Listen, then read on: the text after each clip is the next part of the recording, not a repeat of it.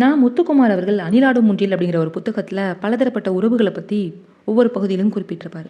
அதில் இறுதி பகுதியாக மகன் அப்படிங்கிற பகுதியில் அவர் பேசியிருக்குது. உலகிலேயே மிகப்பெரிய இன்பம் எது?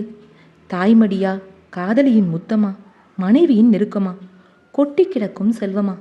எதுவுமே இல்லை. தம் மக்கள் மெய்த்தீண்டில் உயிருக்கு அழகு இன்பம் என்கிறார் வள்ளுவர்.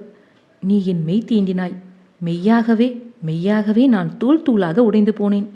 உன் பொக்கைவாய் புன்னகையில் நீ என்னை அள்ளி அள்ளி எடுத்து மீண்டும் மீண்டும் ஒட்ட வைத்து கொண்டிருந்தாய்.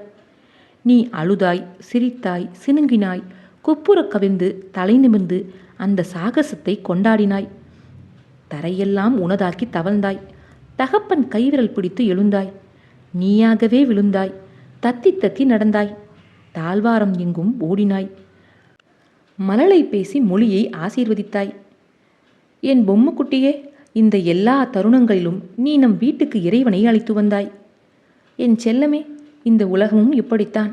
அழ வேண்டும், சிரிக்க வேண்டும், சினுங்க வேண்டும், குப்புற கவிழ்ந்து பின் தலை நிமிர்ந்து அந்த சாகசத்தை கொண்டாட வேண்டும்.